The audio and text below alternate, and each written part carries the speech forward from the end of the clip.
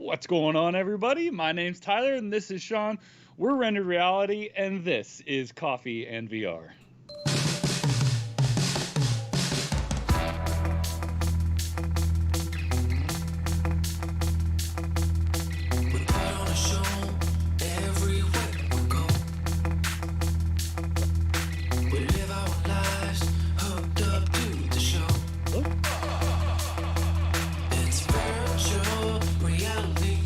Weird, nothing changed.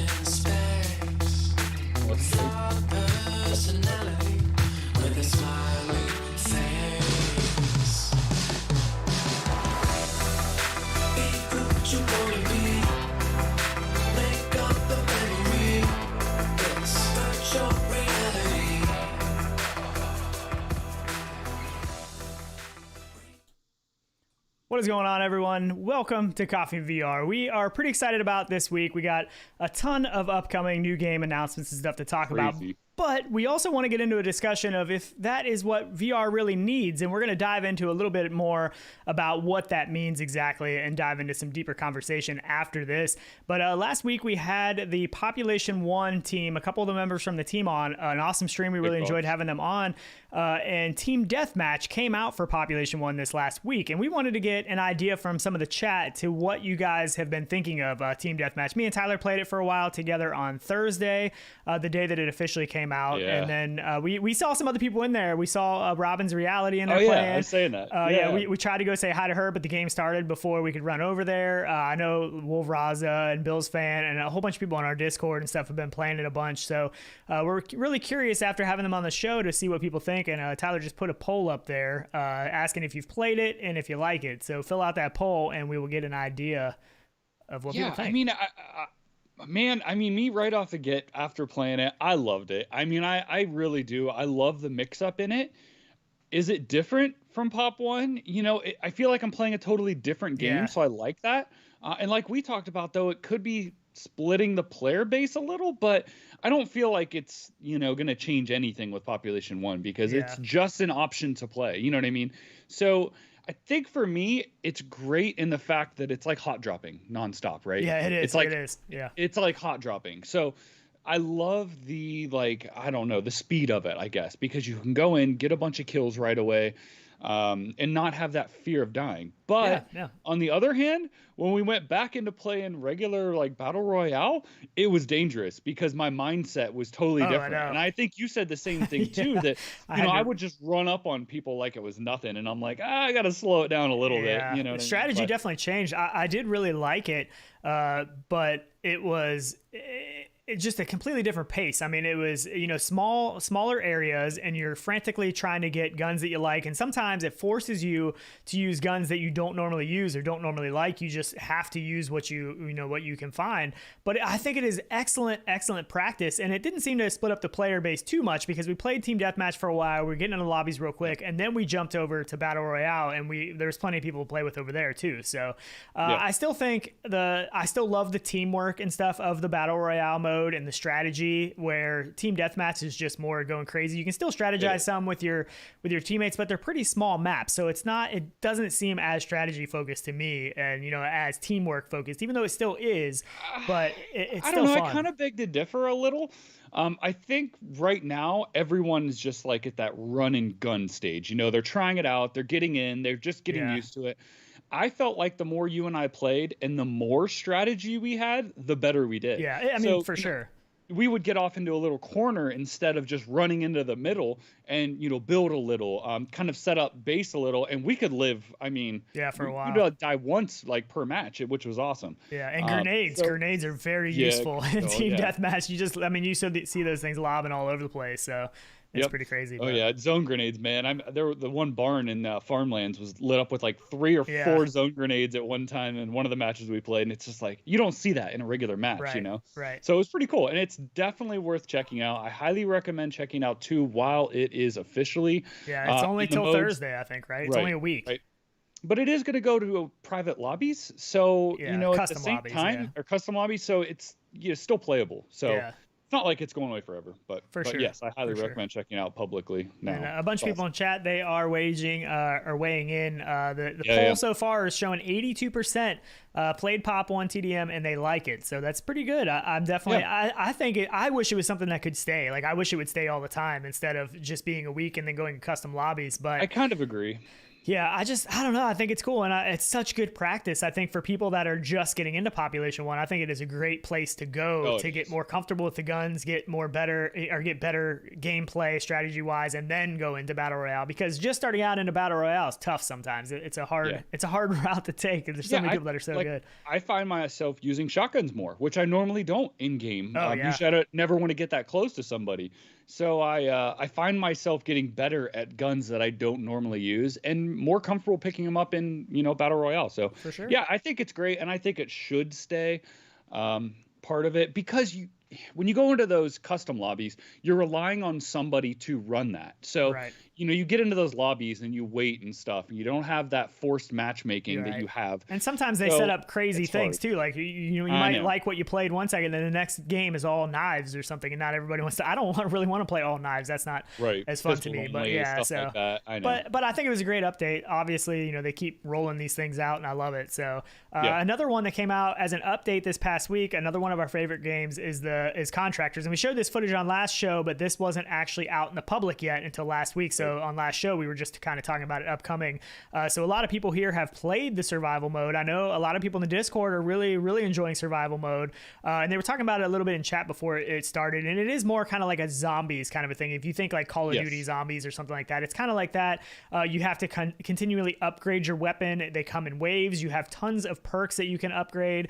And the guns, you actually have to upgrade through a weapon tree. So you have to know the route you want to take for the weapon you want to end up with and choose that route. It's pretty cool. As you progress through, it gets way harder. The enemies become much more armored. So in the beginning, you start with a pistol. The guys aren't armored very much. And then they, heavy armor. There's suicide bombers coming up on you. There's dogs running on you. And you really just want to see how many waves you can survive without everybody on your team dying. And once everybody on your team dies, you're done. As long as somebody's still alive, you can revive people. But it's pretty cool. So I'm curious what people think of this as well. And this really echoes what I want to talk about later too, with the longevity of games and stuff and the amount of content in games and stuff. I think it's great that they are still building on this game too. Yeah, it just gets better over time because look how many new adopters we have that don't even know about this game because they're just browsing the store and stuff. So I think it's a really, really good thing that they just keep expanding on it because it is a great platform. I mean, Contractors in its core is amazing. Gunplay so the more they add to it, the better it gets. Again, we cannot recommend this enough if you like milsims and you're getting into VR, if you have VR. Please check it out. The other thing that was supposed to happen was a universal gun stock calibration, which I haven't found that yet. Like it's not. Yet. Yeah, it is now in the official. No, I don't think so because I even hopped in. I hopped in on Thursday when it came out to the public, and then I hopped in this morning again because I didn't want to say it on the show and be like, "Oh no, they did add it," but I still can't find it in there. Like you still have your regular gun stock calibration, but I can't find the universal gun stock calibration, which I really, really want to try out because I hate having to calibrate all of my guns. Usually it's not a big deal because in regular gameplay I have just a couple core guns that I use, so once those are calibrated I'm good to go. But I do want to try that universal gun stock, so hopefully that is coming. I don't think the PC build of survival is out yet either. I know it wasn't early last week. They were having some issues with that, so that is coming. But the Quest build of survival is out unless the PC build has come out since Thursday, but I know they were having some issues with that, so hopefully. Yeah, I thought the gun stock calibration was supposed to be included in the official, is what the devs said. Yeah, it was, but it's not. I can't find it unless I'm doing something wrong and somebody else has seen it. Let me know because I can't find it anywhere unless it's in somewhere else. But also the B haptics support now. That's a big one. I still need to get one of those. I've still been on the fence about ordering one. There's just so much money, and especially if you want to get all the attachments, it's like, man. It's big bucks, and I spend enough as it is, So I know a lot of these accessories are, and understandably so. I mean, anytime you're buying any new technology, or you're paying for all that R&D and all the effort put into it, so I understand it. But yeah, it's a hard thing, especially going to PC side of things to spend that much money. I mean, by the time you get the graphics cards and you get everything needed to play PC, it's just an arm and a leg. So yeah, it gets crazy. So we'll see. But another one that came. So one of the big, I guess, Quest titles that launched this past week was Stones of Harlath, and we put out a video on that as some gameplay, and we can get into some of this because you've played it just a little bit. Yes. We haven't really talked about much about playing it, as far as between us. But for me, when I first originally saw this trailer, I was like, okay, this looks okay. And I wasn't super excited about it. But after actually playing the game and getting into it for a little while, I'm actually a pretty big fan. And if you don't know, this is Garage Collective. I saw them in chat earlier. They're probably still in here if you do have any questions. But they also were the creators of Theta Legion, which Theta Legion is more up my alley, shooter, kind of Doom style. And art style, Similar art style, though. The enemies are still like a flat, pixelated enemy base, which is kind of unique to VR. I love it. I thought it was something different. It's definitely kind of retro. It gives you that retro feeling.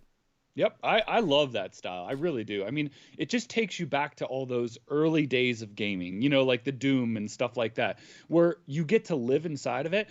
And just because it's, this pixelated art doesn't mean it's not like high quality looking and stuff inside. So don't let, watching even videos like this scare you away from it, because you're just living inside of it. Yeah.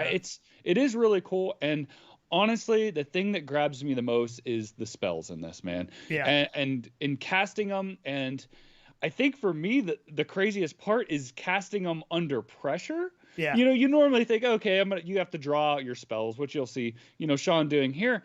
And it makes me nervous when there's always, enemies coming at me and trying to do it. Yeah. And I always find myself trying to run away and make the spells. That's what I do too. You can't do it, because you're in the middle of moving and stuff, and you're freaking out. Yeah. And the other part is you can't do it when you have your sword out. So it's one thing if you have your sword out and you can be hitting people at the same time, but you actually have to put the sword away, and then that's how you cast the spell. And you're holding a book in the left hand. And that was another thing that I thought was kind of weird at first, is I was like, I spent a decent amount of time trying to figure out how to put the book away at first, because I was like, I don't understand what I'm doing wrong. Like, why can I not get the book away? And I got used to it eventually. The developers, they did talk about possibly looking into the fact of doing an option where you don't have to have the book out all the time. But I ended up actually using the book a lot, because that is where your map is at and stuff. But yeah, I did spend some time trying to figure out how to get rid of the book. So that was a little bit weird. And also, they're supposed to be adding smooth turn, because right now it is only snap turn, which it's not terrible, but I love smooth turn, and I would I mean, if they add smooth turn, that'll be the first thing I do, is go in there and switch that back to smooth turn. And I think especially the hardest thing for us is the video translation to watch it. When you snap turn, you don't get that feeling of smoothly looking through a world, and but for me, I never use snap turning. I never use teleport, though in this game it's actually kind of fun. Teleport's actually a spell. Yeah, exactly. So it can actually get you places. So I feel like in a game where it's using it and not, you're not using it all the time, I really do like it. I think it's cool. Well, I used it for some of the things that you had to get the timing, like the spikes coming up out of the ground and the swinging. I used it to teleport past those things so I could move quicker and not have to try to time my space through. But it's a pretty interesting game. And one, I think our conversation about this game may be completely different if this was a $30 or $40 game, right? This is a $10 game. So that it has... Honestly, that is where this game shines. For $10, absolutely. I think it's kind of hard to go wrong, to be honest. And this isn't my style game. This isn't usually the style of game that I go for all the time. I am much more of the shooter style, but I like to dabble in everything. You know what I mean? So somebody that loves these kind of games, I think, is really going to like it, because these aren't my go-to, and I liked it. And I still... I played it a couple days this past week, and then I still plan to go back in because I haven't finished it yet. So I think they said like 4 to 8 hours to complete it, or around average of like 5-6 hours. So I guess where I always find myself is like on a weekend, if I have a day to play something, I'm always like, oh, what can I play new, something different? Super easy pickup at $10 if you want something to play for the day, the night, the weekend, the week. It's awesome. And for that, I cannot recommend it enough. Yeah. It's great, man. And I think some people see the art style and they're kind of like, oh, what is that? Like, that doesn't make sense for VR. But like anything, you really need to try it for yourself in VR, because it's just certain images are flat pixelated. Other images are fully 3D. The enemies are flat, but when you kill them, it's a 3D effect of, flat images that kind of are 3D. Sure. Layered pop out, stuff, layers. So it's pretty cool. I think for $10, I think it is. I recommend picking it up. And we do have a giveaway going on in the description to sign up for that. And we also have a code to just give away on the show as well. So let me know what you guys think if you've played this. Let me know what you think of the art style. This is called Stones of Harlath Victim Ath. So this is just came out on the Quest store this past week. So I think, and it's a pretty easy pick up a game to show people new to VR too. I think I mean, anybody can swing a sword and stuff. Maybe, the spells, you learn those as you go. But I think this is a game people are going to enjoy. And I don't know that. Yeah, that's true. I don't feel like this game really got a ton of big press coverage or anything. You know what I mean? Like this wasn't like a huge name upcoming game. It was kind of came out of nowhere. And I don't think a whole lot of people were talking about it, but I enjoy it. Right. So. Yeah. Anakaze said the upload guy said he did it in under 2 hours. I'm sure you could run through it probably. Yeah, maybe. I've played this for more than 2 hours though, I'm pretty sure, and I haven't. I feel like I'm not to because the end. It's it's an open world game, it's on an island essentially. So I feel like those types of games, it's hard to put a time on it because you end up exploring or walking around or right. I don't know. Well, there's missions and stuff too, but you also, I mean, it's mostly open world. You can still veer off the path, and you can, and there's wolves and bats and all kinds of enemies out there. There's hidden stuff all throughout the world. Some of the hidden stuff I found, I wasn't even really sure what it did, but but yeah, there's. I mean, it's for $10. That's the highlight of this game is $10. I think if you ask me. Yep. And I have a trailer of Theta Legion too because I wanted to show that because I thought Theta Legion was a really good. I love the art style in that. Is so this is their previous game, and I think they said they might have plans to bring this to Quest too because this is a PCVR game, but I feel like this would be awesome on Quest. Tony Digital TD said a $25 super chat, which he is always coming through with them super chats and $25 super chat. He said appreciation funds. Thank you. We truly appreciate it. So he's an official awesome. Funder, man. Yeah, for sure. He's almost every time I feel like. So he's good. So this is Theta Legion here. This is obviously the PCVR build because that's what it is. But you can see the graphic quality is quite a bit higher, but it still has a lot of the pixelated, old school looking images inside VR, and that's what I think is pretty neat. I think he's in chat. Let me know if this is plans to come to Quest, if you're trying to do that, because I think he said that they were, and I this game is awesome. I would love to see it on Quest as well. The other one I wanted to mention is lighting too. On point with their lighting, and you can really see it in this game, in this trailer, because it's a lot darker. But you can even see it in Stones of Harlath because the lighting is great with the candlesticks and stuff like that. Even like the one really level cool. I was in, there was a bunch of green beams of light coming through the windows. It looked really, and we're talking Quest, you know what I mean? Right. So PCVR is even lighting's better. Huge for me. I don't know why. It just gives you that like ambiance, and when you start seeing it, especially on the Quest, it's just worlds different from other games. I don't know, something about it does it for me. Gaming science teacher brings up a good point. She said, Psst, Garage Collective, blow the dust off your Twitter account and promote your game. So I mean, it's hard for developers too sometimes because they're extremely busy. They're constantly working on usually multiple projects, especially for indie developers. I think this is like a 3-man team if I'm not mistaken. So pretty small team and putting out some really awesome games. So he said we are rebooting Theta Legion. There's some sneak peeks in my Twitter. Oh, well, there you go. He dusted off his Twitter account. See, there is some stuff in there. Yeah. So that's awesome. So yeah, I'm looking forward to checking that out on the rebooted version. Even sounds better. So pretty cool. Yeah. Co-op. Oh yeah, always co-op. Even this game would be. Oh man, if we had co-op in this game, I would love it. It is. It's somebody at one point said, I think to us, like, oh, it's so hard to get that, added into games, and we understand that. But it also, I feel like, makes it a totally new game or different. And I also feel like it makes the game live a lot longer. You know what I mean? The multiplayer games, the co-op games, I feel like are games that still get talked about regularly, where there's a lot of single player games that have come out that have been really good games, but once they're out, that's it. That's all there is. Yeah, you don't really talk about it that much. You don't hear about it as much because people aren't streaming it as much. Multiplayer co-op games, people stream a lot more regularly, I would say. Right. And then think if new adopters, right? What if you've had the game for 6 months and then I buy a VR headset and I'm like, oh, I want to try this game out. Well, it's a whole new world. I'm going to hop in with you and stuff. Yeah, exactly. You're playing it all over again. I'll say. Oh, come on, no singing. Come on. So that's let us know if you picked up the game. I am curious to know what you think of it. I know a lot of people that I've seen, in the Discord and even Reddit posts that we made really seem to be enjoying the game. We're looking forward to the game. So yeah, let us know. I'm always curious to see what people think. So. And leave a review too. That's another thing that really helps the devs is leaving reviews for games when you. I'm really bad about that. I just forget a lot of times, Honest so I need to do better reviews. about that too. I mean, honestly, like the honest reviews go farther. Even if there's stuff in it you feel isn't right, you know, and just because it's not for you doesn't mean it's not for everybody. So Right. it's always good to be fair. Yeah. And the devs do read that stuff. I guarantee really you, there do. ain't a game that comes out that the devs don't read those reviews. Absolutely. Yeah. Oh, I mean, 100%. all of them get read by the developers. So. Yep. Yeah. I did want to mention the Y'all 2. Because we talked about this a little bit. I have a Y'all 2 on order from the Kickstarter, and this ends.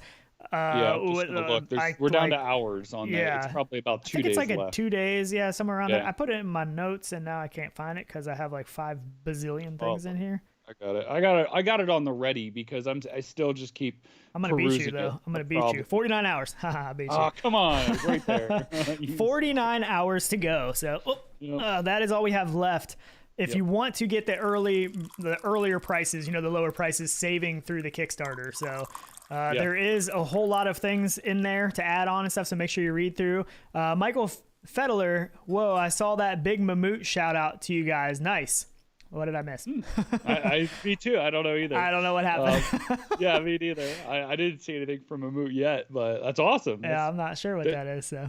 Great dudes, man. Yeah, we love Mammut. That was what I use my Mammut Apto all the time, and that was why I wanted to see that universal gun stock calibration and Contractors so bad, because I love that thing, and it's just so much better. I don't think there's with that another dialed way to in. play Contractors without the Apto. I mean, when you get that thing dialed in, it's just so good. Like, I love the calibration in Contractors with a good gun stock. And the craziest part to me is like a lot of people think that, like, not that we push stuff, because we don't. These are things we used, and we used them so much and talk about them so much that we end up talking with these companies. So there's nothing about this that we promote or push for any reason other than we love it. And the Mammut, again, great stuff. It really is. Yeah, stuff we use. It's the stuff that we use. Yep. So, Wesley said, "What does pancake game mean?" I don't know if somebody said something in the chat, but pancake game is Urban Dictionary term for any flat game that you play on a flat screen monitor that is not in VR with true depth and all of that. So that's what if you hear somebody say pancake game, that is what they are referring to. That's what people used to game on. Yeah, those are dead. Flat pancake games are dead. Nobody plays those anymore, right? Yeah, right. But so back to the Y'all 2. We got a little distracted there. This is ending soon. That's why we wanted to mention it. They do have some new stuff. They've been talking about a Heave platform, and this is the video. I actually meant to show this last weekend, and I forgot. This is just a prototype. This is not their final product. This is just what they've been testing. And they also said that this is not full speed. So this is not the full speed that it goes up and down. This is just a prototype testing. This isn't ready yet, but this is supposed to be ready very soon as an add-on. And one of the things when we first talked about the Y'all 2 was that somebody mentioned in the comments, like, what? This thing has no heave, which is they're calling a G platform, which is the up and down motion. And they said that is pretty much the most important aspect of a motion sim rig, which I don't have much experience yet with motion sim rigs.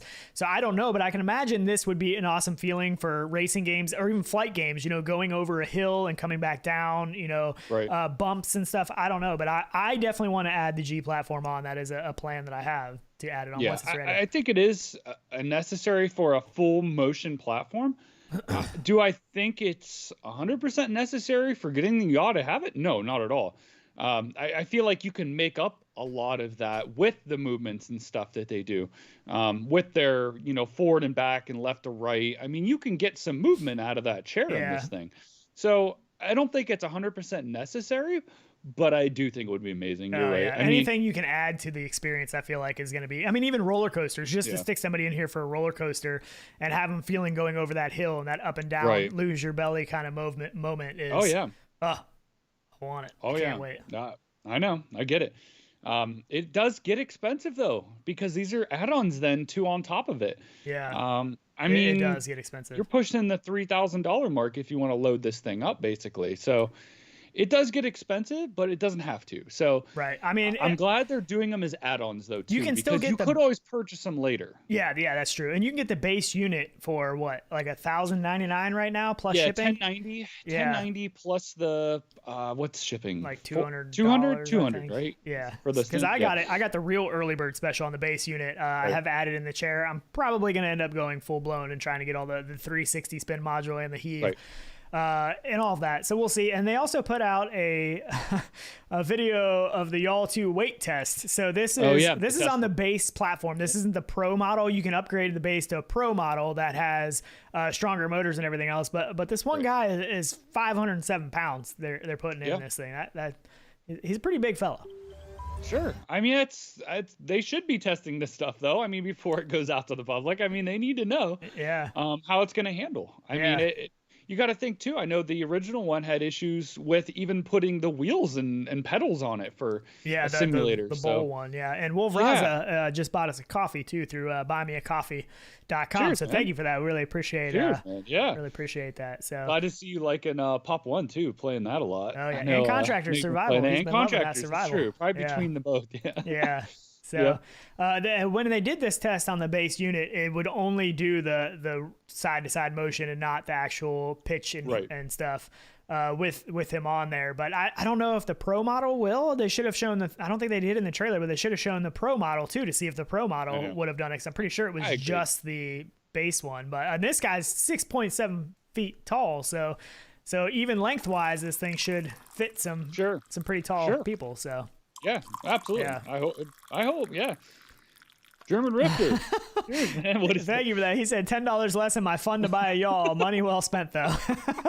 Thank you for that. But anytime you want to come over and try mine out, you are more than welcome. I know you're kind of far away, but if you're ever over here, stop on by. And once I get my Y'all, obviously I don't have it yet, but I know.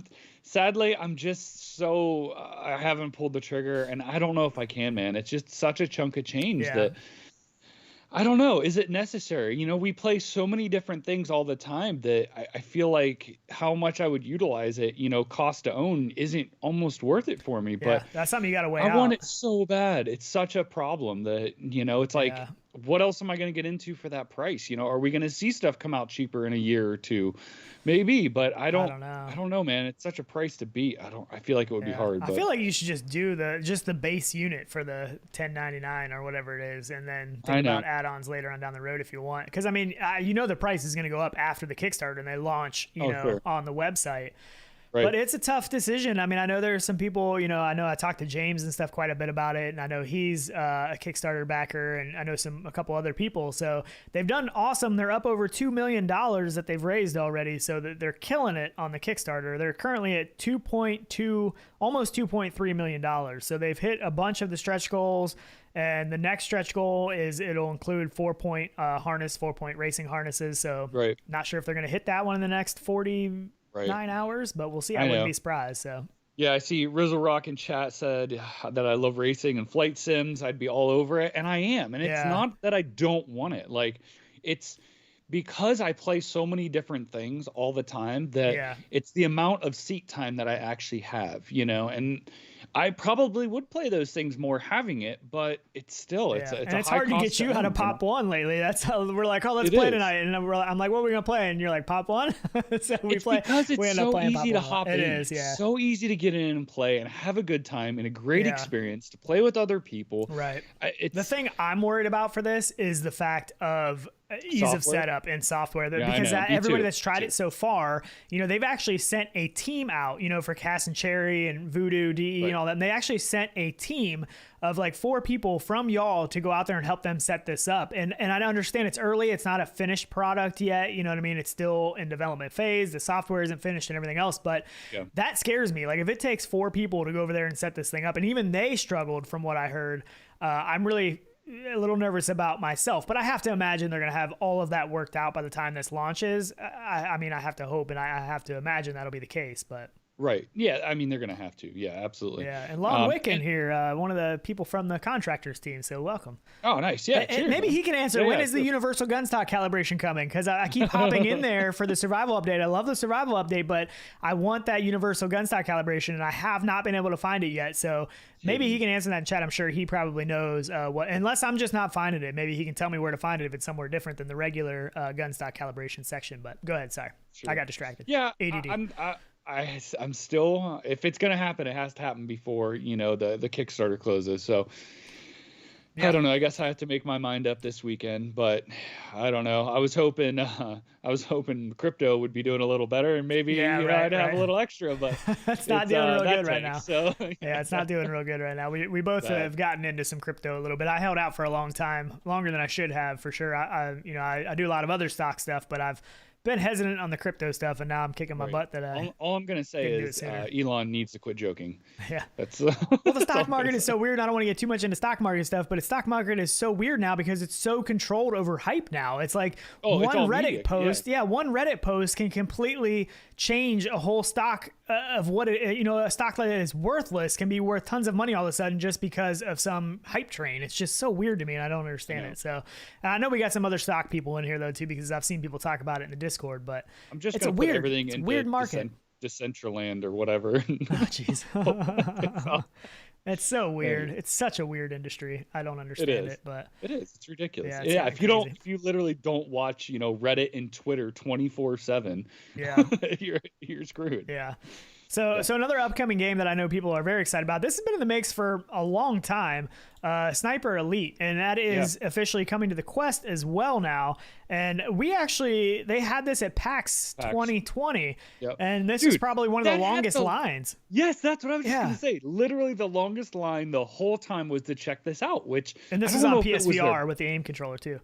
I don't know if it was the booth or what. They had you in these like little stall, like, I don't know, man, with a monitor there, which was a great setup. Yeah, they had a nice setup. Yeah, the booth was amazing. Don't get me wrong. Yeah, but this was pulling almost as many people as what was the big Nintendo booth that year? That was Animal Crossing, which was massive. It was an incredible booth, Animal Crossing. And this one it was probably close to the line size and the amount of attention. Not really, but it was a big amount of attention for this game. So do you think it's because people would like go into it and just never want to get out and kept playing it and stuff? I mean, it was a good experience for people that hadn't played VR. You know what I mean? And it was with the aim controller too. And I'm sure a lot of those people hadn't played VR before. So real quick, Lon Wick said the universal gun stock calibration will be patched soon. So looking forward to that. I cannot wait. I'm going to be hopping in there right away when that patch comes out. So thank you for letting us know. Yeah, so this is coming July 8th. So we don't have that much longer to wait for Sniper Elite. And I think this is going to be a pretty good one. So this is coming to PlayStation VR, Steam VR, Quest, and Rift. So pretty much everything this is going to be available for. And obviously with PSVR, aim controller will work for this game, which is pretty cool. But it looks really good. I mean, they've obviously taken a lot of time on this game because I know they've been working on it for a long time. They've been talking about it for a long time. So I think this could be a pretty good one. And I know we are big shooter fans, and I know we have a lot of big shooter fans, that watch the show and in the Discord and everything else. So I think this could be a good one. I do too. It's great. And this is what I want to get into, and we won't yet here, but we need some AAA looking games. We really do. Yeah. And this brings it. So I'm glad this looking like it's gonna bring it. So we'll see. I mean, not long to wait. July 8th. They're talking about having like 18 mission campaign. Excuse me, full locomotion or single stick teleport, rifles, SMGs, pistols, shotguns. The developers are promising some satisfying gunplay throughout, so that's good to hear. We'll see. I mean, the gunplay in these shooter games mean a lot. The way the guns feel can make or break a game like this, if you ask me. So we'll see. The other one that I am beyond excited for, and we've talked about it before, but there's a little bit more of a breakdown trailer, is After the Fall. This game is most anticipated, the game that I am most excited about. It just looks so good, and in this trailer they give a little bit more of a breakdown on the gameplay, and I think, what did they say, the gameplay and the lighting and stuff, I think, was it enemies in combat. So this video is kind of giving more of a breakdown at the enemies and the combat.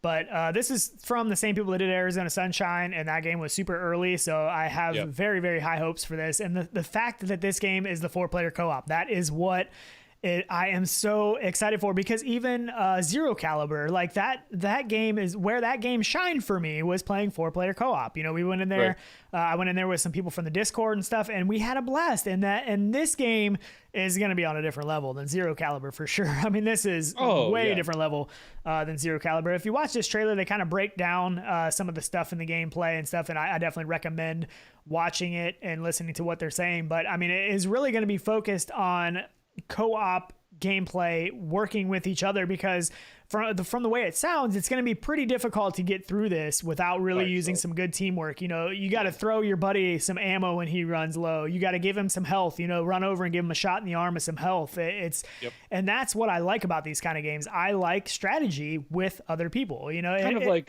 GTFO. I can't say that right.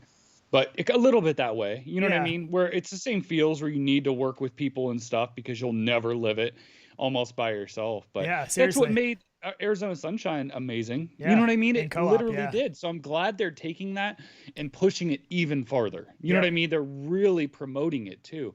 And this is everything we cry about wanting in a game.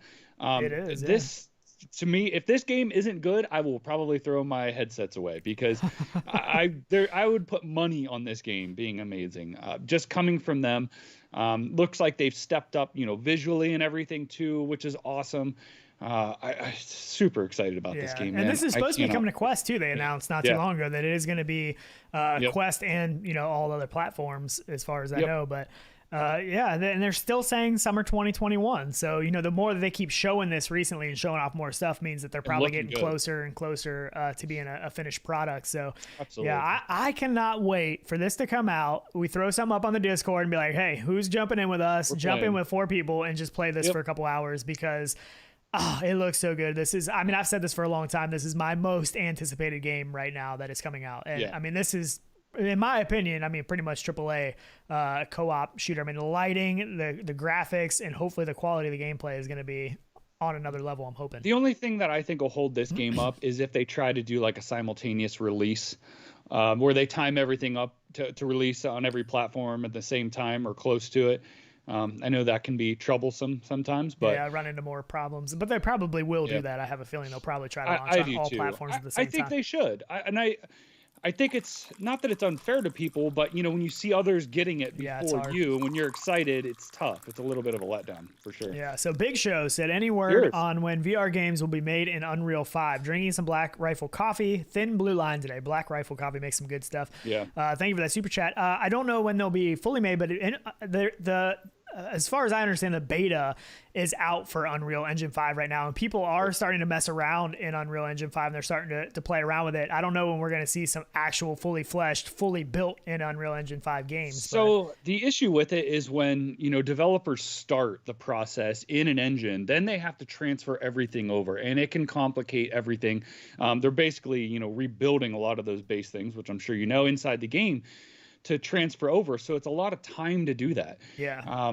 It has to be worth it for them. There has to be benefits inside of it. So probably not yet, because I don't think anybody's going to jump on it that quick without it, you know, having a little practice inside of it too. So maybe games being developed from this date forward we could see, but I still think it's even too early. But that's just my opinion. But we'll see. I mean, it's going to happen eventually, and I think Unreal does some amazing things in their engine that sets them apart for sure. But I've also seen some incredible things come out of Unity. Somebody posted earlier about an update in Lo-Fi, and I missed that, but I think it was BitVictim. I'm not sure where it is now, but Lo-Fi is always putting out new updates, and I think they're getting closer to release, because I got an email saying, because I was a Kickstarter backer, saying what name do you want to display in the credits, because I did like, I don't know what level I did, but they are always doing updates. I can't wait till the game actually comes out, because I love the game, I love the world, but I hate having to go in and re-download the newest thing and get it set up. I'm just too lazy for that. So, but I do need to jump back in, because it's been a little while since I jumped in Lo-Fi. But the what is that called? Agency. So the Agency tech demo, and this is just a tech demo for visuals and stuff on the Quest. That is available. Is it on? I know it's on SideQuest. I believe it's on App Lab too. Yes. That is available out there if you want to try that. We actually talked about that on the show and showed our footage a long time ago. He sent us that build to see what he was doing on the Quest, and he said, you know, maybe that he'll actually make that a fully fleshed game at some point on the Quest. So, but it was impressive to see. If you want to see a good tech demo with some good visuals and lightings that it's actually running on the Quest, I would recommend checking that out.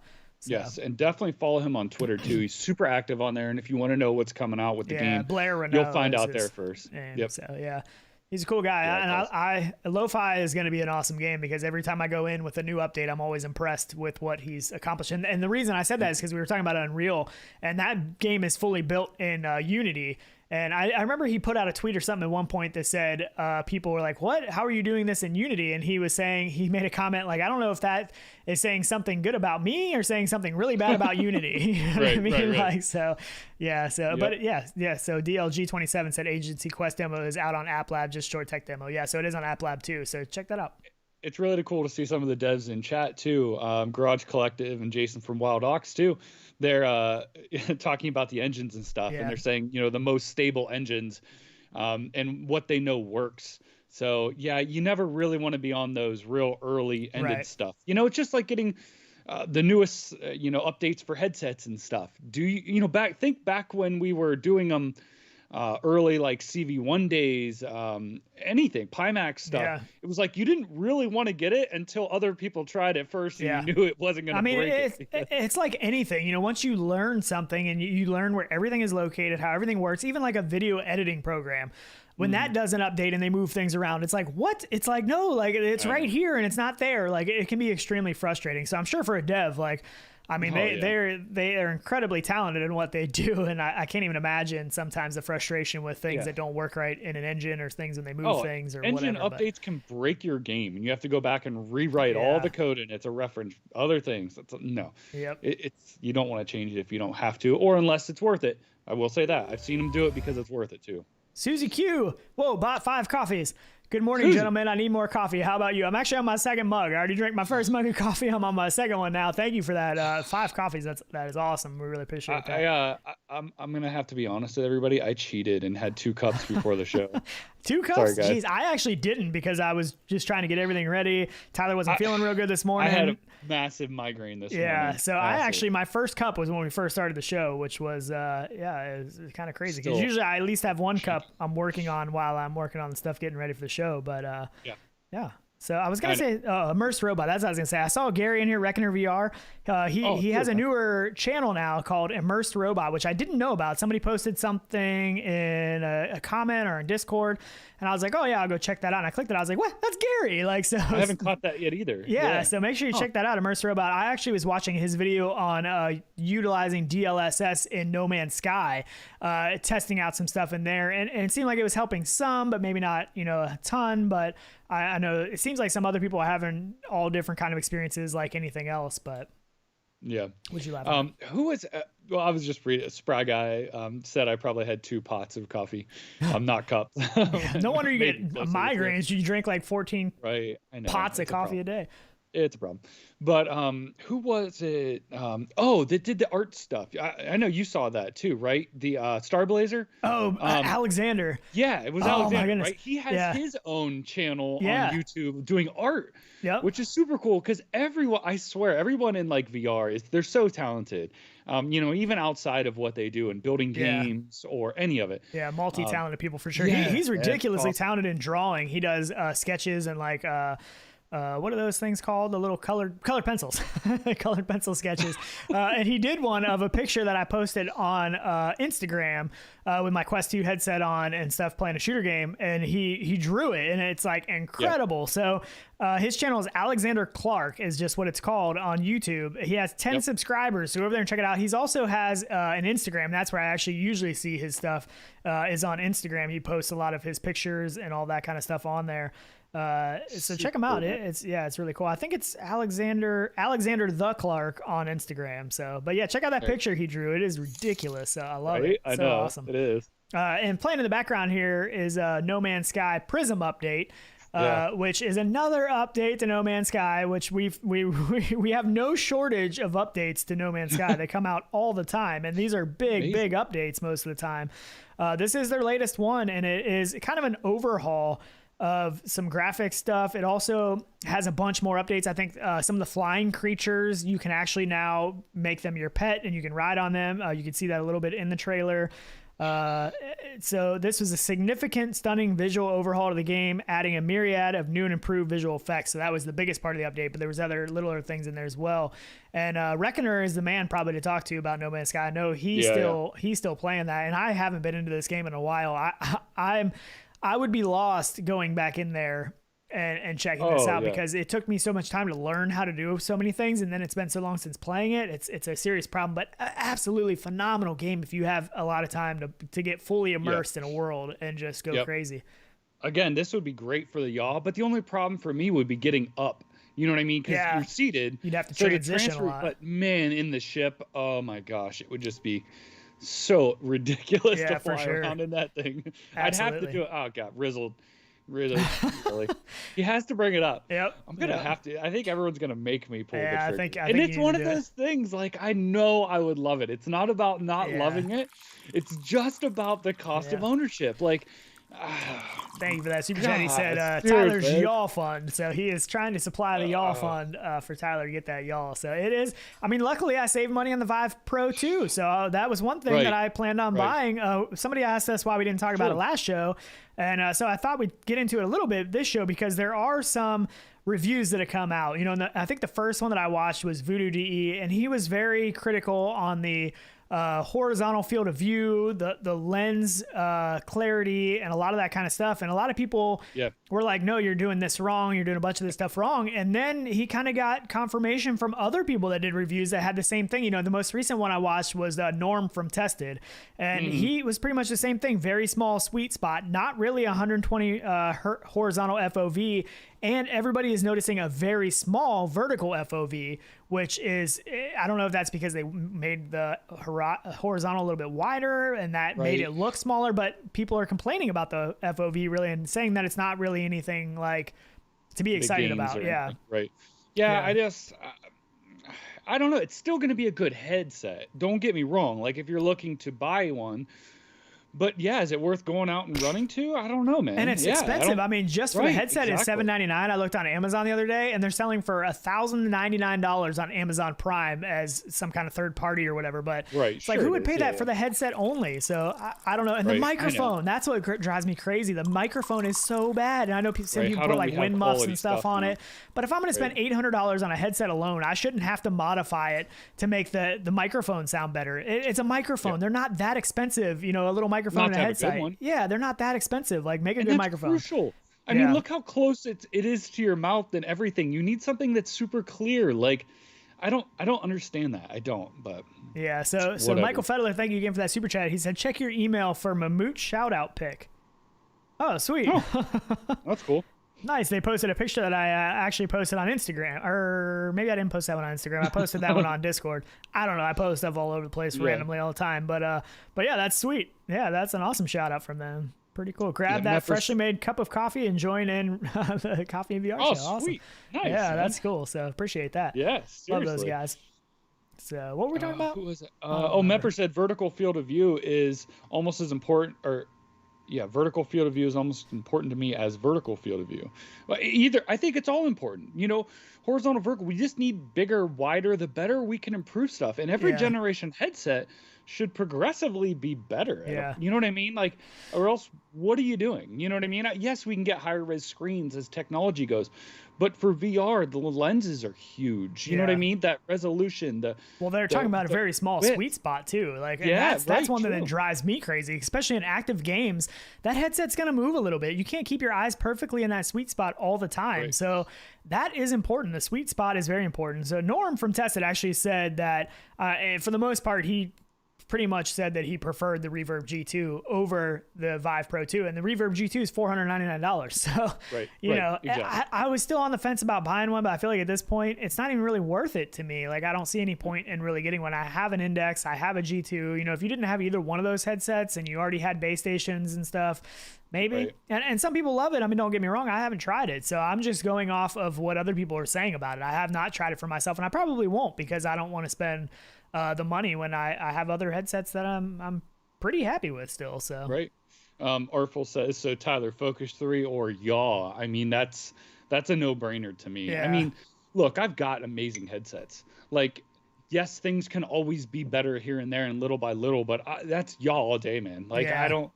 Well, and especially right now, the Focus 3 isn't for the West market. You know, that is not a headset that's really for us. It's expensive right now. You know, it's even just price comparisons. You know what I mean? Look at the gains that gets you. Headsets, I have awesome freaking headsets, man. I mean, I can't complain about anything I have. Yeah. So yeah. And JL nails it, because this is what we always say. There isn't a perfect headset. There's Right. not. I mean, every headset, you're going to have a trade-off compared to another headset. There's great headsets out there, but none of them are perfect. And there's always another headset that does one thing better than that headset. You know, that's just, there is not the perfect headset for everyone out there right now. Hopefully someday, I don't know if we'll ever get that, but because there's probably always going to be one headset that'll do something better and something worse than another headset. So, and I think as far as the Vive Focus 3 goes, if they come out with a consumer level version of that headset that is, you know, for the Western market, that is definitely something I would be interested in, very interested in, as well as the Pico. You know, if Pico comes out with something for the Western market, you know, I would be very interested in. You know, a lot of the focus for those headsets are China and stuff, and it's not really for us. They don't have, especially like the Pico, they don't have the game base and the developer base yet and stuff like that. So I think that stuff will get there. And if they come out over here, I will probably order one of those headsets. The Focus 3 is overpriced, but if they come out with a consumer version that's more, you know, a friendly consumer price, I'll buy it. German Rifter said he ordered a G2 yesterday. Oh, nice. Awesome, man. Congrats. That's a great headset. I still love that headset. I like the weight of it, and for Sims and stuff, I mean, it sits with my wheel. I mean, the headset itself is great. It's a great headset. The controllers is where, for me, it gets into a little... The controllers and the software. I don't like having to have the other Windows mixed reality software running. Not a super big deal. I don't love that. And the controller tracking for a lot of the games I like to play just isn't quite there. Not the controllers. Like the ergonomics and the controllers themselves, I think are great. It's just the tracking volume from the headset. Yeah. I mean, the headset tracking itself is fine. It's the controller tracking with the headset is the problem. But doesn't other than really that, bother me too much. Yeah, it depends what you're using it for. In Milsons, that's the one where it kind of can ruin it for me sometimes. I don't know. But some people think it's gotten better too. So yeah, I haven't actually used mine very much recently. I need to hop back into it. Not for Milsims, no, I haven't. Just because I leave it hooked up with my wheel basically. Yeah, so and I'll be using it a whole lot more once my Y'all 2 shows up. So that's true.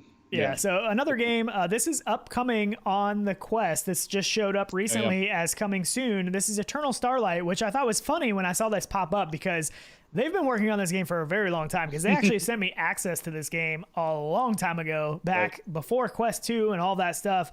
And I actually totally forgot about it. So I actually went back into it just real quick. I haven't played it much yet, but and I'm sure I can't talk but so much about it. I can't show any of my footage or anything. I didn't record any footage, but just hopping into this game for a short time, I haven't played it much yet. It gave me the feeling of From Other Suns mixed with Star Blazer. That's it. Mixed with Demio, because the zoom in and out. It felt just like that. And there's other games that have done that too. But this is, if this is your style game, this kind of strategy game, I think you're really gonna like it. I think that they've done some pretty cool stuff.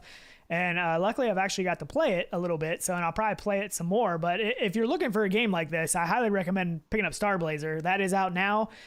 Star Blazer isn't on the Quest, but is it out? I don't even think it's on App Lab, is it? I don't really know. I don't remember. But it is available on PCVR. But it is this kind of a battle, you know, with the ships, and you're moving them around outside of the ship.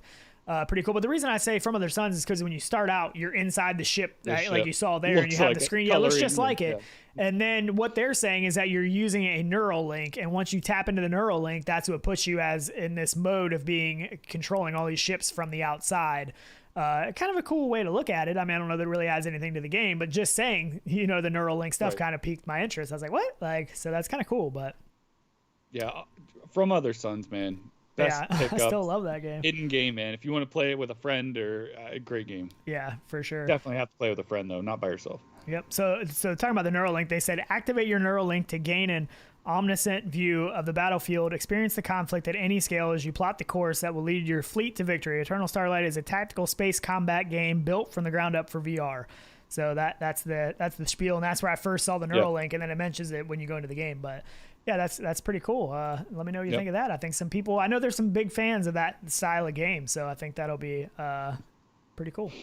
Another one you were excited about. Go ahead. Gaming science teacher in chat said Demio, right.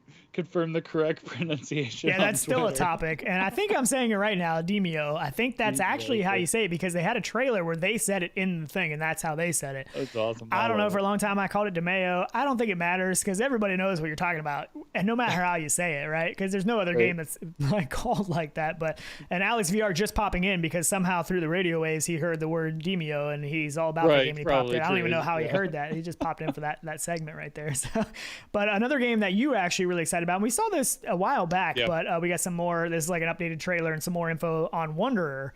This is a pretty fantastic looking game. I just love the concept of it. I love the look of it.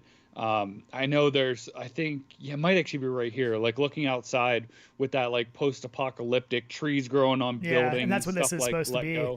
Yeah, I love that. I love that style. Like that right there. Yeah, that's cool. That's awesome. It reminds me totally of like the first scene in Half-Life Alyx, but I guess it when does you a little walk bit, out on and the you look balcony. out on the street and stuff, that for whatever reason it gives me those feels a little bit. But I love the idea of this game and how it changes like with time and stuff and where you're at in time and everything. I think it's super cool. I can't wait to play this. And a bow. I always think bows in VR games work so well. They're saying, so this is an upcoming VR adventure game inspired by Quantum Leap 1989 and Dark 2017. Lets you travel back through history to prevent the collapse of civilization. The game's developers, they said... it's just saying they released a new trailer revealing some of the game's time-traveling gameplay. It's supposed to come out on all platforms, PSVR, Steam VR, Oculus headsets. I don't know about Quest. They just said Oculus headsets. Third quarter 2021. Yeah, I don't think they have any plans. I mean, obviously what we're seeing here is not a Quest build for sure, but I don't know if they have any plans to port this to Quest. Not sure, but it says the game will support full motion controls, including PSVR. So I don't know if you could bring this scale of game to Quest. I don't know. I mean, I'm sure it's possible. The Quest never seems to amaze me with some of the things they do. But yeah, so this is another one that is upcoming that we are excited about. We need to roll a little bit quicker, so we want to get through all these these videos and then talk about some stuff. But another one is Warhammer Age of Sigmar Tempest Fall. This is, as far as I understand, a separate game that takes place in a different part of the Warhammer world than the last Warhammer VR game that released. So that game wasn't my favorite game. I know a lot of people really loved it. It was okay. There was a lot of things that I didn't like about it, but a lot of people do like it, and I don't have any experience in the Warhammer world previous to that game, so I think that makes a difference too. But looks good though.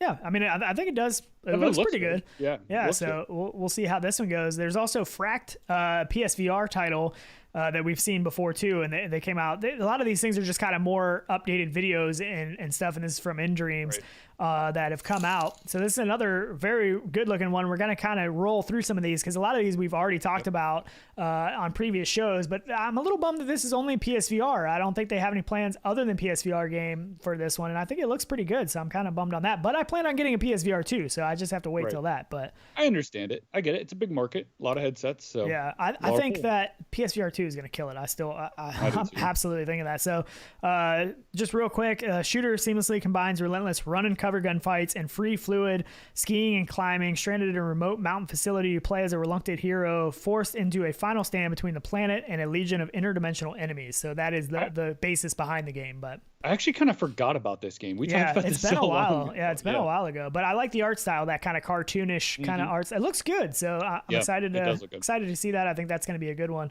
What else we got? There was that ninja game. What was that called? Oh, Arashi Castles of Sin. So this is another one. Wrong size. Sorry about that. Don't know what happened. I was trying to get all these trailers in earlier. I was like pushing them through. I was like, man, there's so many of them. So what is this called? Arashi. Am I saying that right? That's another one. I think Arashi Castle of Sin. Upcoming stealth combat game set in Japan where you take on ruthless bandits in an effort to recapture castles that rightfully belong to your noble house of Arashi. And this is another PSVR exclusive coming this summer. Arashi is built from the ground up for VR with state-of-the-art movement and deadly arsenal of, I don't know how you say that, feudal era weapons? I don't know. Endless ways to play, they're saying. So I think hopefully they're focusing on some very different style combat mechanics and game mechanics in this game, which, we've seen this in some other games where, you shoot the bow and that actually works as it like pulls you, like a teleport where the bow actually pulls you into a different area. But this looks really good. So coming this summer. We'll see.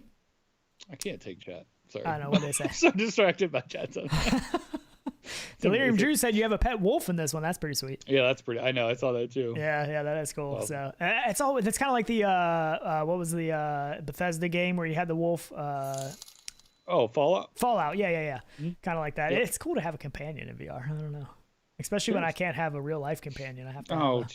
Another one I wanted to mention is Space Pirate Arena. We talked about this a while ago. We talked about a side quest version of something similar to this that we still haven't got to try this together yet. We're going to be trying that as soon as we're in the same place, hopefully soon.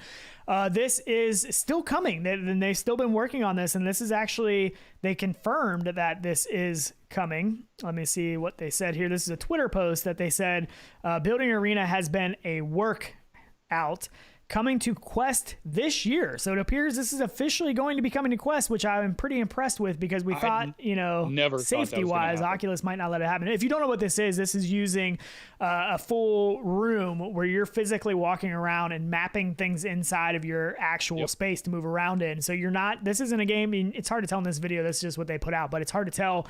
They're not using free locomotion. They're not using anything like that. They're physically walking around these rooms and these spaces to play this game, which is... Could you imagine actually running into somebody in VR, like turning a corner and bumping into them? And you could if you were in the same space. Yeah. I would freak out, man. That would like totally blow my mind. Like, yeah. And already, like we talked about this being in an Oculus Connect previously, something similar to this that they set up.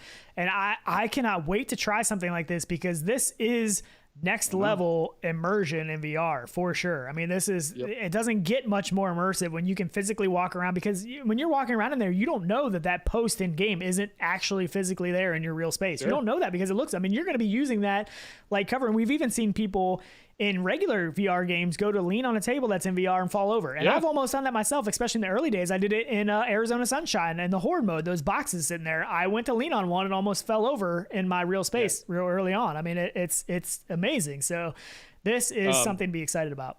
Artful brings up a good point about coffee for God as a follow-up to tea for God, which again, everyone should try too, which is super cool, which is another move in your space game.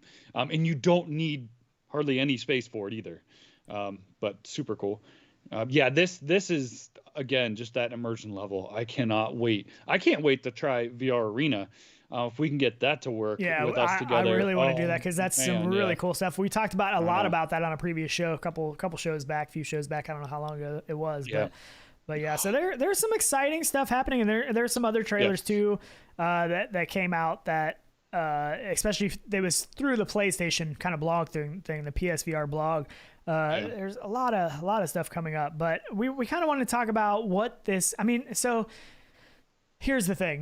We get a lot of VR games, smaller tidbits of VR games still that a lot of them are pretty similar in what they do to a lot of other games. There's not a whole lot of big AAA games right now that are really doing something different. And we did see some in this breakdown. There are some that are AAA looking games that are doing stuff a little bit different. So they are coming, but what do you think about just all these releases that we get in VR as a whole? So I know, and that's kind of where I started with this morning. We were talking about what we were and weren't excited about and stuff. And I think for me, we see too much of the same stuff, right? We see all of these games coming out, and we've seen it before, but it's a little different, And I think it's not about trying to do something new or different. I think it's about quality. And I think what I see as this trend is these, and they're smaller devs a lot of times too, but even not so much, is this short span of developing and working on and wanting to get this game out into the wild. And I'm sure wanting to turn a profit on it, which I understand. Yeah, for sure. But I think what we need in VR and for consumers and everybody watching too, we need these bigger AAA games to come out now. We've kind of gotten through this stage of early development, trying stuff. We kind of know what works now at this point, right? Yeah. So I really feel like that some of these devs need some financial backing from either bigger companies or, investors to let them work on these games for a year, 2 years, 3 years, and really start delivering some serious games. Yeah. Because I feel like it's just saturation at this point. How many rhythm games do we have? How many shooter games do we have? Like, it's just we just see multiples and multiples and Yeah. multiples, and I really want that quality stuff now. Yeah, it's I a really, remake of something AAA that companies. I don't need AAA companies. No, I mean the indie developers do amazing work. They do. Sometimes They do. I think they need to take a little more time to really make something special, and not that they don't, because I've seen amazing stuff out of the indie market, and that is really what we've talked about this before. The indie developers is what has kept VR alive through these years, no doubt about it. Hands down, Absolutely. they do amazing things. But I do think that we're seeing a lot of repetitiveness in a sense. We're seeing a lot of games that come out and we're like, oh, this is gonna be awesome, and then 2-3 weeks go by and nobody's talking about it anymore. You know what I mean? Right. Like, you get that hype when a new game comes out, and we all love it. We all love when a brand new game comes out and we get excited because we have to jump in there and try something new. But a lot of it is just the same things done over and over. And I think that it does need to be something, there needs to be some more meat on the bones, I think, sometimes of some of these VR games. Not that there's not a space for, some of these other games because I don't get a ton of time to play VR all the time. Usually I play through the week, some on the weekends.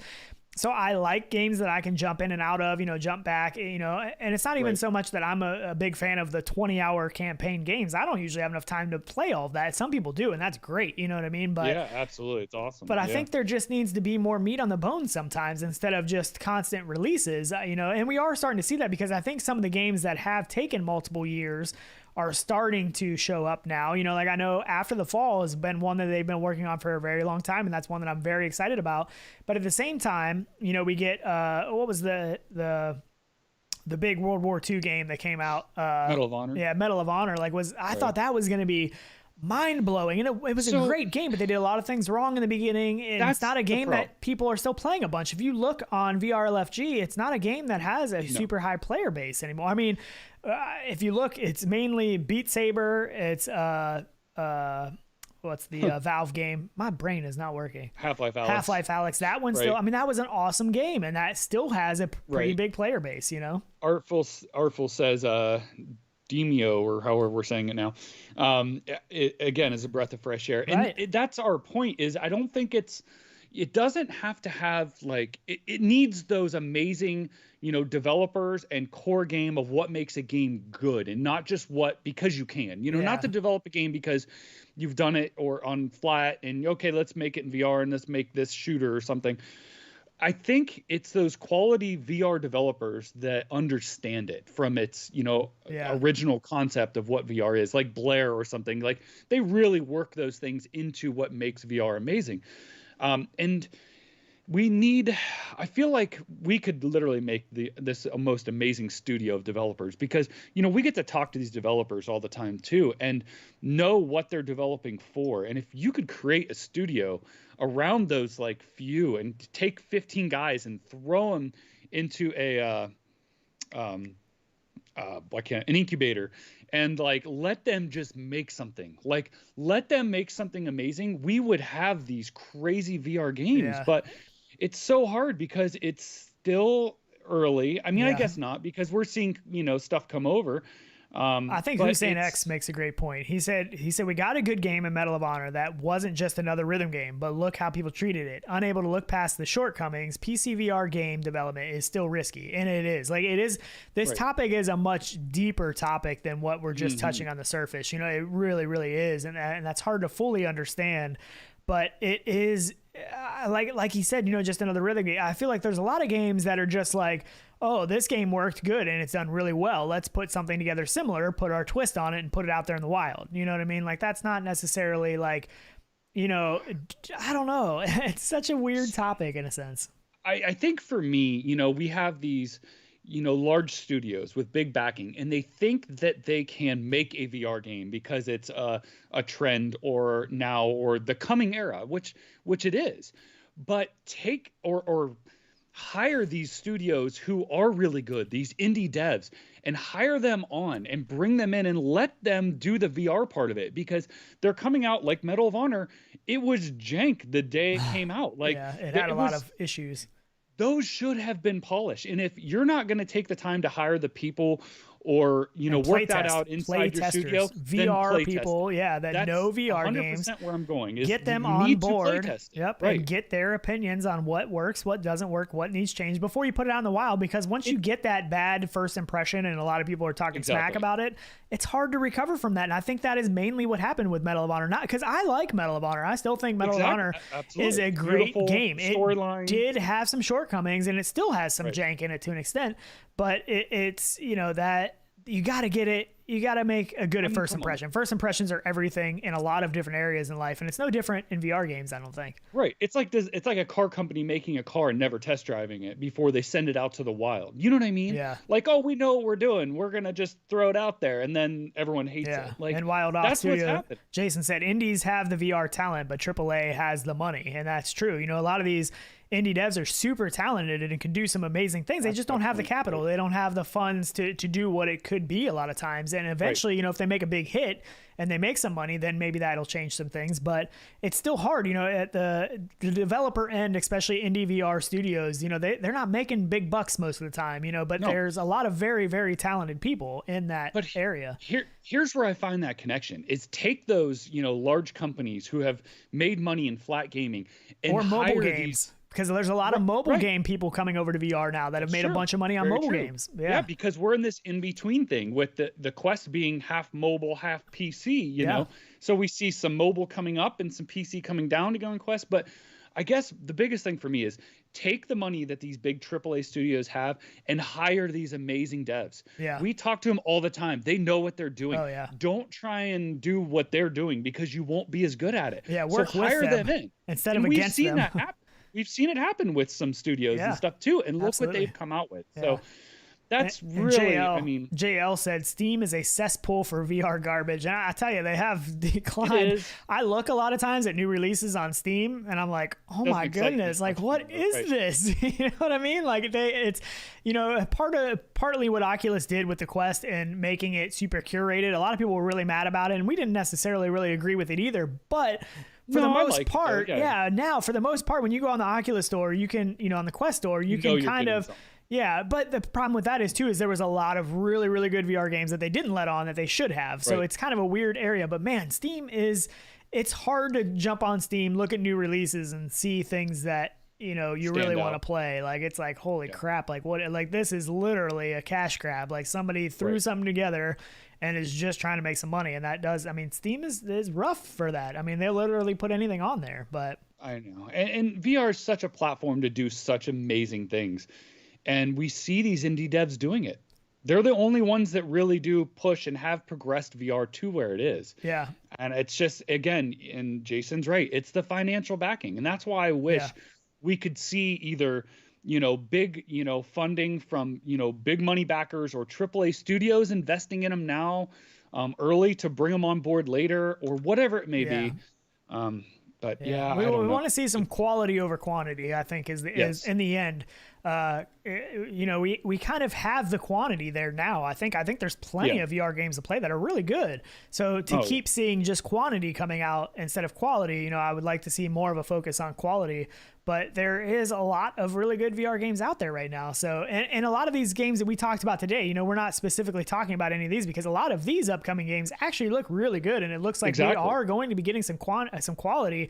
And I think that PSVR is going to change the game a little bit too, because I think we're going to see some very good quality games. They've had PSVR 1 as a big learning experience. And I think going forward, PSVR 2 is going to change the game. I really think that. I think they're going to have some amazing titles, but then you get into the whole exclusivity stuff, which can be tough sometimes. I'm not a big fan of exclusives because I'd rather everybody be able to play it, but I can also understand where they're coming from sometimes with exclusives. They want you to be on their platform. It's or making just a it weird compatible world. with the original, PSVR 2, which can limit things then on, further games. And Obscure Nerd said Sniper Elite looks really good, and we agree. Like, there's so many of them that are upcoming. Yeah, they've been working on that for a long time. That isn't something they just pushed out. That's definitely not. Like, they've been working years. years they've been working on that game for sure. So, there's a lot of them that are coming out that I have high hopes for. And another one that I actually wanted to mention is Legendary Tales. This is something that there's a link in the description to sign up to get into this beta. Yeah. And the thing that has me so excited about this is the co-op aspect, that this is actually going to be a co-op title, dungeon crawler. And that's, always the stuff that gets me excited, because I love the experiences with other people. I love VR play by myself, but if I can play anything with another person compared to playing by myself, I'll always jump in with another person. I understand everybody's not like that, but. Yep. Oh, Bradley Smoke said, made it to the live stream. Nice. Almost missed it. But yeah, so this one, make sure you sign up for the, I think it's a questionnaire. Beta. I think there's a little bit of a questionnaire, fill out what graphics cards and all that stuff. But. So they're saying this is going to be like a 10-hour of gameplay to complete the dungeon. Game includes options to team up with up to 3 other players, which is the thing that I am so excited about. They said which may shorten or lengthen overall gameplay time. Co-op dungeon crawler is set to include melee, ranged weapon, magic spells. So yeah, I think this is going to be a good one. Susan, oh man, she's I don't think she misses a show. I really don't think she misses a show. So she said, what we need is more coffee. I agree. I'm almost out. I'm almost done with my second mug. Tyler's finishing off the pot. So yeah, thank you, Susan. She is always here with that super chat. I really appreciate that. Yeah, we really do. I almost didn't think the show was going to happen today because Tyler was feeling so rough this morning. I'm like, oh man, I'm going to be hitting somebody up trying to get somebody to join me. So, but yeah, I mean, there's some good stuff, and I think it's a conversation that, I thought might be interesting to get into. Another thing I did want to mention real quick is, dang it, I suck.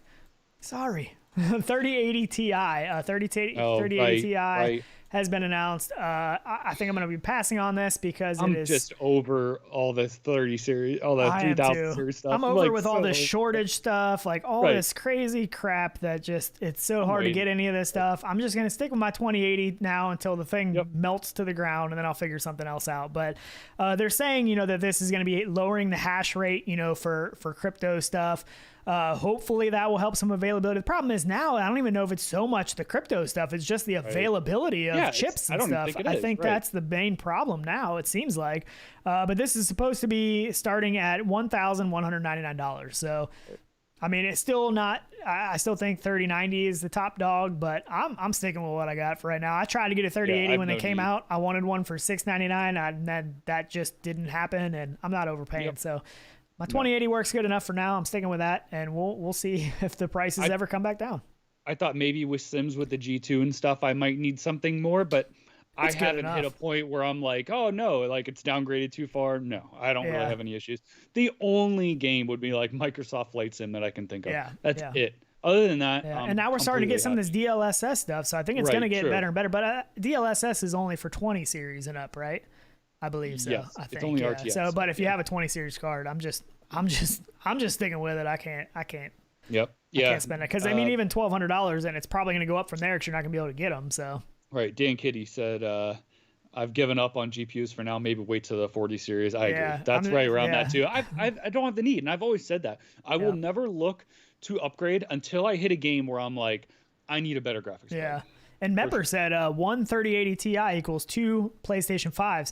But I can't get a PlayStation 5 either because you can't buy those anywhere. So it's almost the same boat. I mean, if I want to get a PlayStation 5, I'm hopefully going to get it before PSVR 2 comes out because I want to be prepared. But it's still been hard to find. And if I want to buy one right now, it looks like I got to overpay for one of those too because looking online, everybody's scalping them still. So I don't know. I don't know. Yeah, it's crazy. And Gary said Microsoft Flight Simulator still runs bad on a 3080. Lots of tweaking required. So yeah, I've kind of laid off of Flight Simulator till I feel like things just improve. More optimization, or they just don't care and they release it for future graphics cards like they always have. Yeah, I mean, they base that game off of the highest graphics card available when it releases. I think they've always done.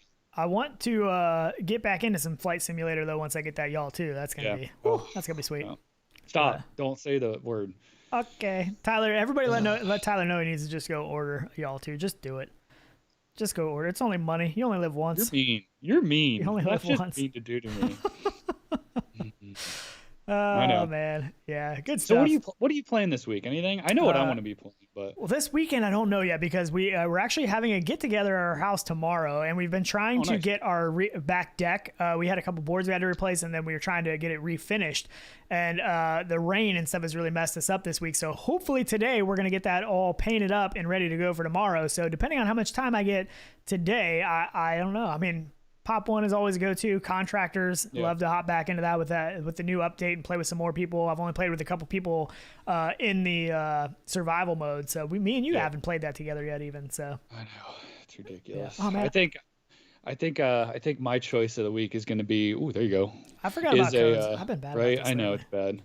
If we don't ever give them out here, they go somewhere. Discord or is American Truck Simulator. I think is maybe going to be my go-to. I haven't tried that. It's Have you played it yet? I haven't yet. I've been so trying to hold off because there's two different beta branches. You want all two? Well, that too.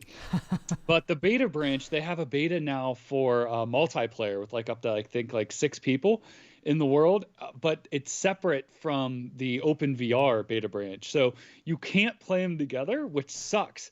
So I would love for them to come out with a beta branch that is Open VR and multiplayer, because I am so ready for that in that game. So yeah, that'd be cool. That's what I'd like to get into this week. But I don't really understand the draw for that game, to be honest. What do you mean? I don't know. Like I don't know that I really want to drive a semi truck in VR. It's like Crazy Taxi meets Grand Theft Auto. I guess it's one of those things you just have to try it, because when I'm thinking about it, I'm like, I mean, I like racing sims and stuff because you go fast and you get to drive these crazy cars that you wouldn't get to drive in real life around these crazy tracks. But like a semi truck, like I could probably go drive a semi truck if I really wanted to in real life. So like back your truck up and stuff to like you can like look out the window and you back it up. Yeah, I don't know. I know people love it. I know. Doesn't J-Ham play that all the time too? Yeah. Maybe it's just something I need to try because I don't quite fully understand it, but I know people love it. So, crazy. And James said, "Hey, did Tyler order a y'all too yet?" That's a good question. And Artful knows me in real life, I think. Did you see what he said? What? No. Where? He said Sean isn't a driver. I hate driving. Like if we're going somewhere, I'm like, all right, Tyler's driving. For Sean and I, this is a life problem because if I am with Sean, I am never not in the driver's seat. But you like to drive. I like to chill and hang out and ride. Whether we're on a golf cart or a car or anything, I am driving. Yeah. It's ridiculous. Whether we're in VR in a game, yeah, I would ride shotgun with him if I could. Just sit shotgun. I will ride shotgun all day long instead of driving. I don't know. I love cars. I love fast cars. I love going fast. But if we're just going on a trip, I don't want to drive. I don't know. It's crazy. Anyways. But yeah, so let us know what you guys are playing. Let us know about the games that are upcoming that you're excited about, as well as the updates that have come out this past week. Stones of Harlath came out. Let me know what you think of that. Contractors update, Population 1 Team Deathmatch. Get in there before it ends this coming week. Let us know what you think. Might see Let us know what you think of Phil Collins, too, because I didn't bring him up today. So let us know what you think of Phil Collins. Yeah, buddy. Come on, man. It's my weekend tunes because I was listening to all 80s. It's bad. I have this problem right now where I listen to EDM mixed with 80s music. It's an issue. That's what I listen to. Kind of awesome too. Kind of awesome. But yeah, so it's okay. Yep. I think that's right. That's all we got. I think that's all we got. But thank you again for being here. Thanks so much for the super chats, the buy me a coffees. Wild Ox Studio said make sure you smash that like button. Yep. I guess it does help, I suppose. I don't know, but Wolf Raza said Assetto's on sale. Is it worth it? Only if you have a wheel. I feel like the steering wheel for a good racing game. Yeah, I don't know if I would really enjoy it without a wheel, to be honest. But American Truck Simulator was on sale too. Oh, nice. I don't know if it still is. I don't think it is. Cypher asked if we talked about the y'all too. Yep, we talked about the y'all too, and we're still waiting to see if Tyler's going to order. Mine's coming sooner or later. I was hoping to maybe get it early, but I don't think that's going to happen. I just want it now. But smash that buy button, I guess, right? Yeah, there you go. And Garage Collective, thanks for hanging out. Still in here, yeah, man. Yeah, awesome. Thanks for everybody hanging out. We love. I mean, we always say this. We just love doing the show. We love hanging out with everybody. We just love to sit around and talk about VR. I got a bleep button. and I really just wanted to use it, even though I didn't actually curse. I just myself. Anyways, oh, that didn't sound right. I'm sorry. Oh, okay, let's shut this down. Okay, shut it down. Later. See ya. Yep, we're out of here. See you in VR. Later. Later. Got into VR in 2016. That was when we first we got the Rift.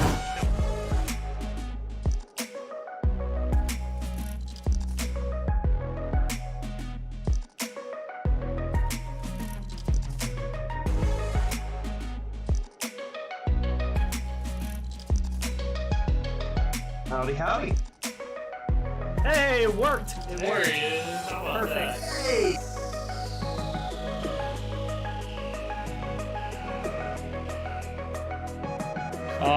We're lucky to be here. I will admit that. My name's Tyler. This is Sean. We're Rendered Reality, and we were definitely up late playing some VR last night. Yeah.